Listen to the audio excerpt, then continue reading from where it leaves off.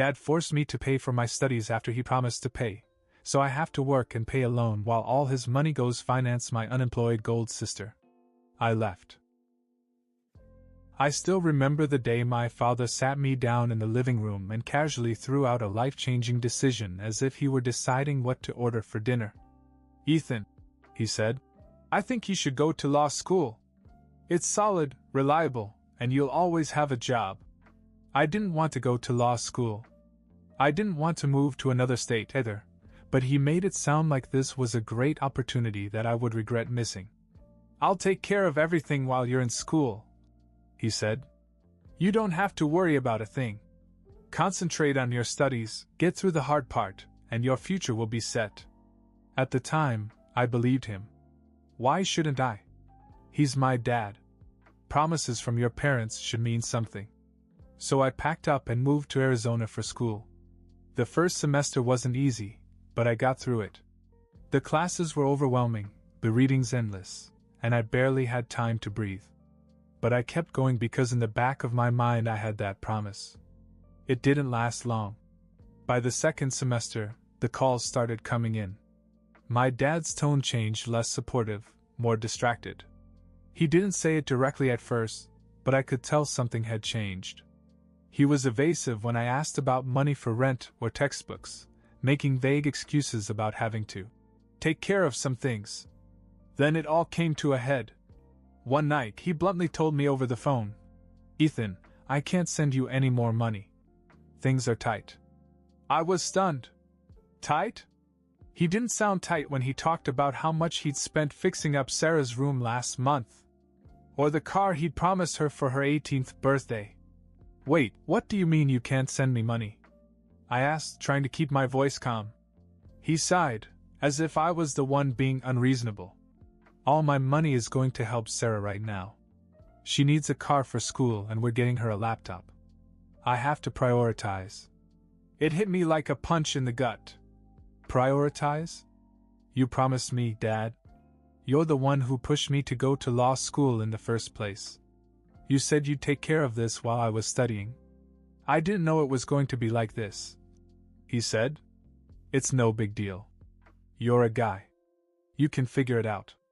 And just like that, the promise was gone. I hung up and stared at my laptop screen, the syllabus for my contracts class open in front of me. Ironic, really.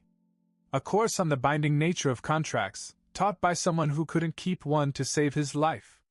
I needed money, so I took a job working under the table at a nearby restaurant. It was brutal long hours after class, running on fumes just to scrape together enough for rent and food. I barely lasted 2 months before I fell apart. My grades slipped and my mental health hit rock bottom. So I did the one thing I swore I wouldn't do.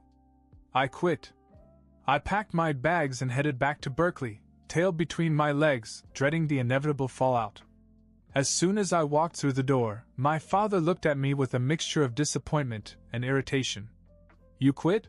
he asked, as if I had just announced that I was throwing my life away. I didn't hold back. "Yes, I quit. Because I couldn't handle working and studying at the same time. You said you'd help me, and then you abandoned me. But you have no problem spending everything on Sarah, do you?" "She's my daughter," he said, as if that explained everything. "And I'm your son. Why does she get everything while I'm left to drown? You're the one who wanted me to go to law school. You're the one who made me move out there. It's no big deal," he repeated, shrugging it off like it was nothing. I wanted to scream. Instead, I just laughed bitterly and walked away. That night at dinner, he started gushing about Sarah, how proud he was, how she was doing so well, how he'd put off buying a new car just to get her a better laptop for school. "Why are you telling me this now?" I asked, barely holding myself together. "Are you kidding me?"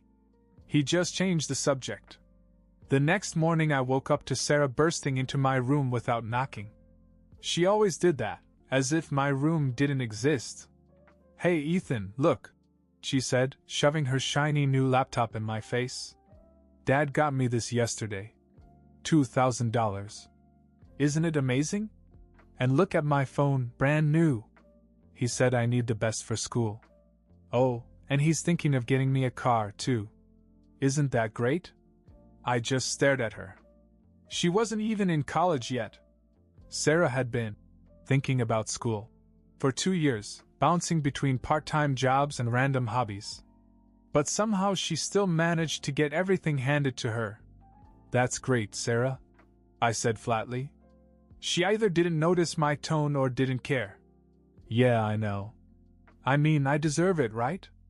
Dad says I need to be prepared, and I think it's about time I got a car, don't you? I mean, how else am I supposed to get around? Sure, I mumbled, not even bothering to look at her. She stayed in my room for another 10 minutes, babbling on about how lucky she was and how Dad was the best. I tuned out most of it until she finally left, leaving me alone with my thoughts. Later that day, I decided to confront my father again. Maybe it was foolish to hope he'd change his mind, but I couldn't just let this go. I found him in the living room, scrolling through his cell phone. Can we talk? I asked. He barely looked up. What's up? Why do you keep doing this? I said. Why does Sarah get everything and I get nothing? You know I had to quit school because I couldn't afford to live out there. And you didn't even try to help.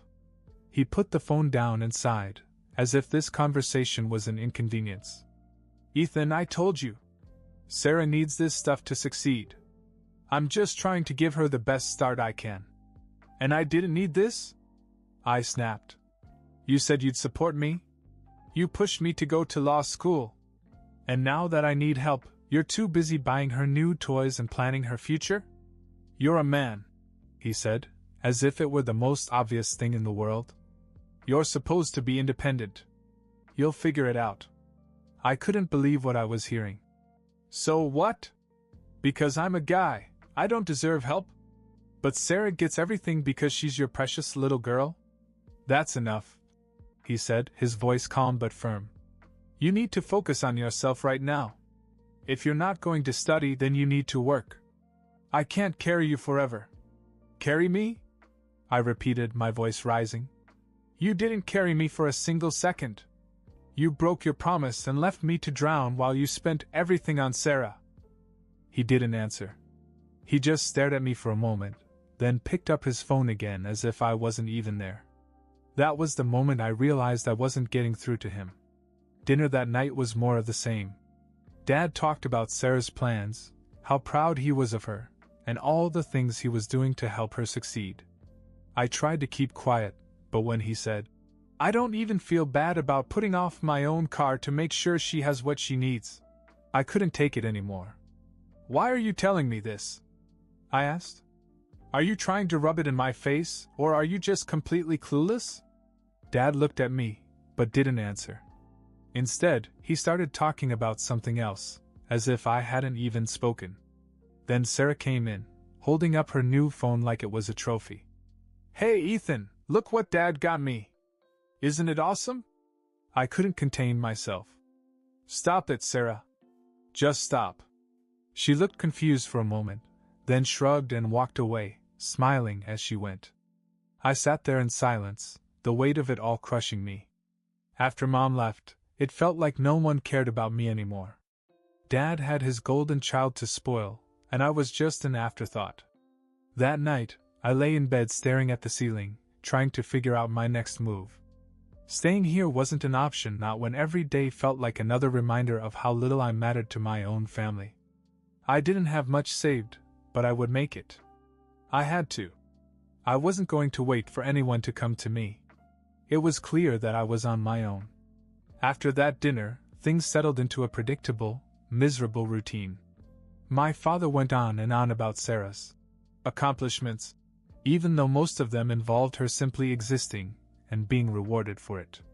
Meanwhile, I was trying to figure out what to do with my life. I knew I had to get out of the house, but that wasn't easy when I was broke. I tried a few odd jobs helping neighbors with their yard work, helping out at a friend's auto shop, but it wasn't enough to save anything substantial. One night I asked my father if he could at least lend me some money so I could move out. It wasn't even a large amount, just enough to cover a deposit on a cheap apartment. He didn't even think about it. If you want money, get a job, he said, not looking up from the TV. I have a job, I shot back. It's just not enough to get me out of here. Then get a better job, he said. I wanted to yell, but I held myself back. I knew there was no point in arguing with him. The next morning I woke up to Sarah screaming from the kitchen. Ethan! Come here!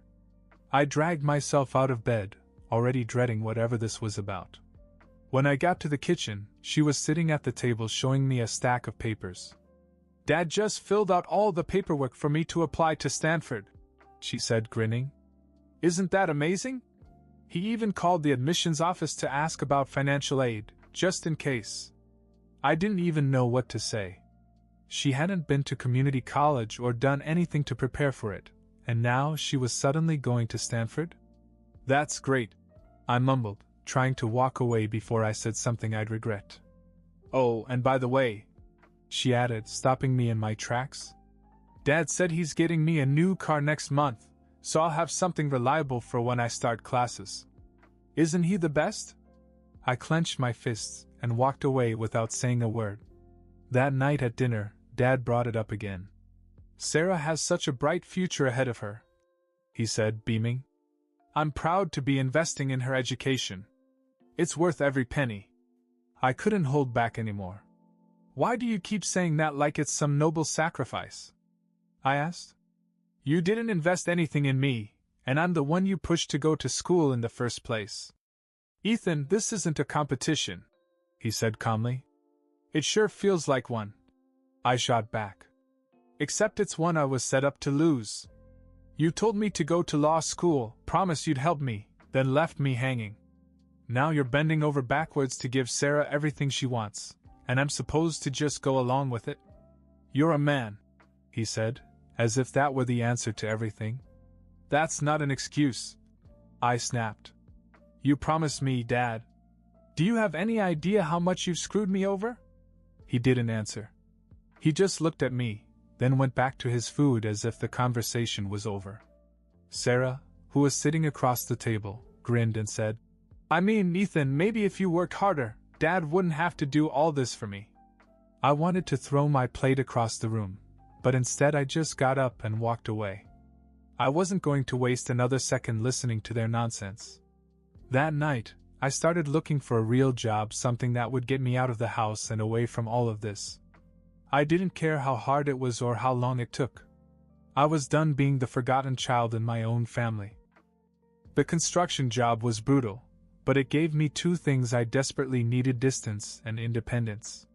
The job site was in Sacramento, a few hours from Berkeley, and the job came with on-site housing. The pay wasn't amazing, but it was enough to cover food, save a little, and not have to rely on anyone else.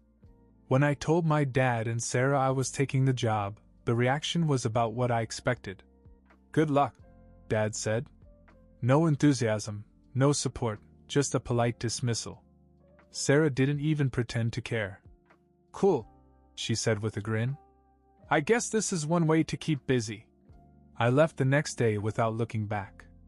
The job was exhausting: 12-hour days spent hauling heavy materials, mixing cement, and sweating under the relentless sun. After the first week, my hands were covered with calluses, and at the end of each day I could barely drag myself to the dormitory we were given to live in. It wasn't much, a small room with a creaky bed and a shared bathroom, but it was mine. 4 months passed, and I began to feel a sense of stability I hadn't felt in years. I saved every dollar I could and stayed out of touch with my family, except for the occasional text from Sarah bragging about some new thing Dad had bought her. Then, out of nowhere, my dad called. Hey, Ethan, he began, his tone oddly casual. I was immediately nervous. He never called unless he wanted something. What's up? I asked, keeping my voice neutral. There was a pause. Then he sighed. Listen, I need a favor. I braced myself. What kind of favor? It's money, he said. My pay got cut at work, and things have been a little tight lately. I've been saving up to get Sarah a car for school, but I'm coming up short. Do you think you could help me out? I almost dropped the phone. You want me to help you buy Sarah a car? It's not just for her, he he said quickly, as if that made it better. It's for the family. And you've been working, right? I thought you might have saved a little. I laughed, a bitter sound that escaped before I could stop it. You're unbelievable, Dad. You didn't help me when I was drowning in bills, and now you're asking me for money? For Sarah? The same Sarah who sat at home while I broke my back on a construction site? She's your sister, he said, his tone changing to something more defensive. I'm just trying to make sure she has what she needs to succeed. And what about me? I shot back. You didn't seem to care about what I needed to succeed when you reneged on your promise. But now you expect me to fund your golden child's latest gift? Are you serious? Ethan, I wouldn't ask if I didn't need it, he said, his voice softening. You know how important this is to Sarah. I couldn't believe what I was hearing. No, Dad. What's important is that you don't care about me. You never did. You've spent the last few years making that painfully clear. There was silence on the other end of the line. Look, I finally said, my voice shaking with anger. I work 12-hour days to make ends meet. I don't have any extra money lying around, and even if I did, I wouldn't give you a dime. You made your decision, and it wasn't mine. So don't call me asking for handouts because you're too busy spoiling Sarah to manage your own finances. I hung up before he could say anything else.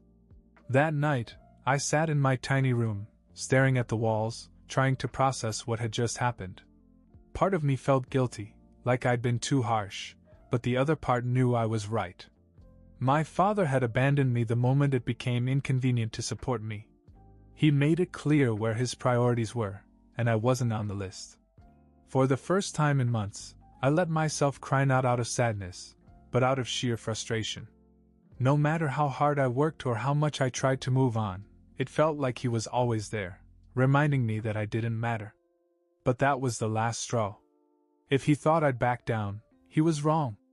I was done being the forgotten son. It was time to focus on my own life, my own future. I wasn't going to waste another second trying to win his approval. After that phone call with my dad, I was done. I blocked his number, ignored Sarah's texts, and cut ties completely. There was no point in trying anymore. A month later, I received a friend request from my mom. At first, I hesitated. Growing up, Dad had always said that she left us because she didn't care, that she only cared about herself. But something in me wanted to know the truth, so I accepted. The first message came right away. Ethan, is it really you? We began to talk, and everything she said shattered the lies I'd been fed. She hadn't abandoned us, Dad had pushed her out, and made it impossible for her to stay in our lives. For years she tried to reach out, but he blocked every attempt. It was overwhelming to hear her side of the story. Unlike Dad, she didn't try to guilt me or make excuses. She just wanted to know how I was and how we could get back together. For the first time in years, I felt cared for. She listened to everything I'd been through without judgment, and told me she was proud of me for making it on my own. Now we talk almost every day. I'm saving up to visit her in Seattle, and for the first time I'm thinking about what a real family feels like. My dad always told me that my mom wasn't worth knowing. But the truth? She's the only one who ever really showed me what love is.